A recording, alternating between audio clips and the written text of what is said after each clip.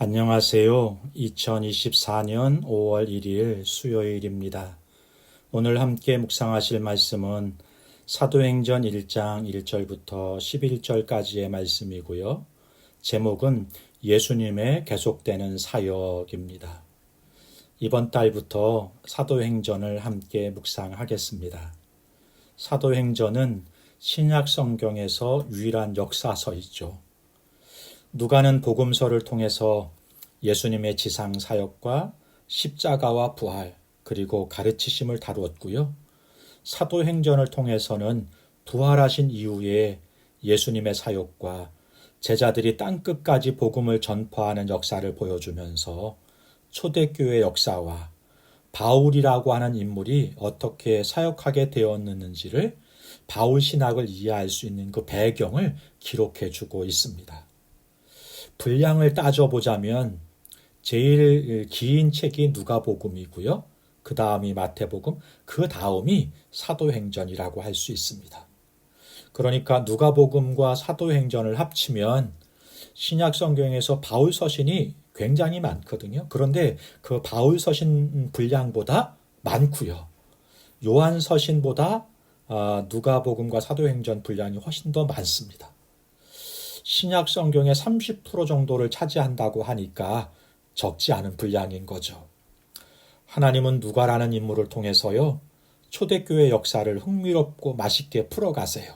그리고 기도, 성령, 교회, 그리스도의 통치, 말씀의 확장, 예수님을 닮은 증인들, 증인들의 고난, 그리고 이방인들을 구원하시는 이 주제들을 지금 풀어가고 있는 것을 사도행전을 통해서 우리가 확인할 수 있거든요. 사도행전을 함께 묵상하면서 이 말씀을 통해 우리가 함께 은혜를 나눌 수 있었으면 좋겠습니다. 말씀을 함께 보죠. 사도행전 1장은 누가복음 마지막 장과 겹치는 부분이 많습니다. 부활하신 예수님께서 다시 한번 제자들에게 당부하시는 말씀이 기록되어 있고요. 제자들은 새로운 시대를 기다리게 돼요. 첫 번째 단락이 1절부터 5절까지인데요. 사도행전에 대한 서론이라고 말씀드릴 수가 있겠습니다. 사도행전은 누가복음을 언급하면서 시작해요. 누가복음과 사도행전이 이어지고 있다는 것을 보여주는 것이죠. 누가가 기록한 첫 번째 책인 누가복음에서는 예수님의 탄생에서부터 제자들과 따르는 무리들을 가르치시고 치유하신 것을 기록하고 십자가와 부활에 대해서 기록했다면 사도행전에서는요, 부활하셔서 승천하시기까지 40여일간의 행적에 대해서 기록하는 것으로부터 말씀이 시작이 됩니다. 예수님께서는 부활하셔서 제자들을 찾아오셨습니다. 40여일 동안 제자들과 함께 지내시면서 하나님 나라의 일, 하나님 나라에 대해서 말씀해 주시게 돼요. 하나님 나라는 우리가 죽어서 가는 나라가 아니라 우리 주님이 우리 가운데 임하실 때 이미 하나님 나라가 우리 가운데 임하신 것이죠. 우리는 그 나라를 지금 살아가고 있는 것입니다. 이런 의식이 없이 살아가는 분들이 참 많아요. 우리들 중에도 그런 분들이 있다면 지금부터 변화가 필요합니다. 하나님 나라를 살아간다는 의식을 가지고 말하고 행동할 수 있었으면 좋겠습니다. 그런데요, 이 땅에 살면서 하나님 나라를 살아간다는 것은 쉽지 않아요. 아니, 하나님 나라를 살아가는 것만 아니라 하나님 나라를 소망하며 사는 것도 힘겨울 때가 있습니다. 그럼 어떻게 해야 할까요?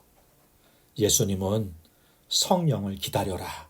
그 성령을 충만하게 받아라. 말씀해 주십니다. 세례를 받을 때 이렇게 물이 흘러내리잖아요. 그렇게 물이 어느 부분 스치듯이 지나간 삶이 아니라 물에 잠기듯 성령을 받으라 말씀하고 있는 것입니다. 맛만 보지 말고 한 발가락만 거기 두는 게 아니라 온 몸을 성령으로 채울 수 있게 성령에 잠길 수 있는 삶을 살아갈 수 있게 해야 된다 말씀하시는 것입니다. 두 번째 단락이 6절부터 8절까지인데요. 예수님의 마지막 당부가 기록이 되어 있습니다. 제자들은 기다리라는 예수님의 말씀을 잘 이해하지 못했어요. 알아듣지도 못했어요. 오히려 자신들의 관심사가 그것이 아니었다 이렇게 말해요. 그러면서 예수님께 질문하죠. 이스라엘이 해방되는 때가 지금입니까? 예수님께서 답변하세요. 그때나 그날은 알지 못한다. 다만 성령이 너희에게 오시면 너희가 권능을 받고 예루살렘과 온 유대와 사마리아와 그리고 땅끝까지 가서 내 증인이 될 것이다. 말씀하십니다.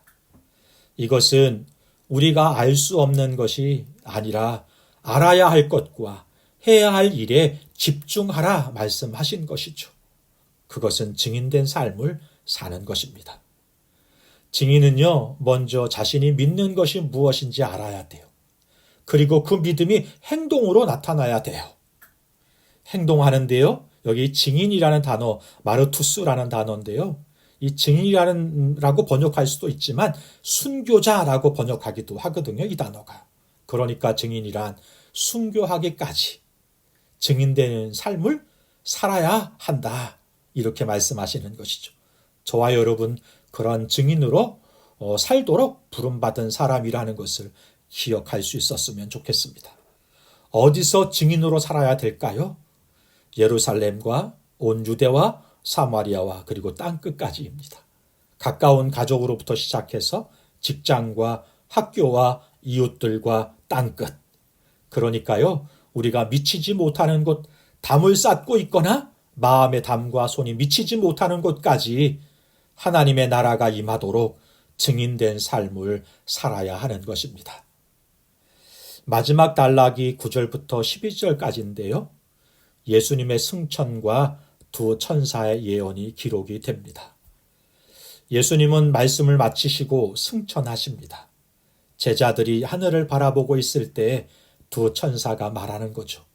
하늘로 가심을 본 그대로 오시리라. 반드시 마지막이 있다는 말씀이고 반드시 주님이 다시 오신다는 말씀인 거예요.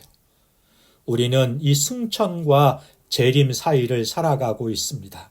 반드시 다시 오신다는 말씀을 기억하면서 살아야 하는 것이죠. 이것을 기억하고 믿는 사람들은 오늘을 신실하게 살게 될 것입니다. 이런 사람이 바로 마지막까지 낭망하지 않으며 씨를 뿌리고 선한 역사를 이어가며 사는 사람들인 것이죠. 바라기는 저와 여러분 성령을 기다리고 성령에 충만하게 잠겨서 주님 오실 때까지 증인된 삶을 살아갈 수 있는 우리 모두가 될 수 있기를 바랍니다. 기도하겠습니다. 좋으신 하나님 아버지, 우리로 성령 충만하게 하심으로 온 땅에 주님을 증거하는 증인되게 하옵소서.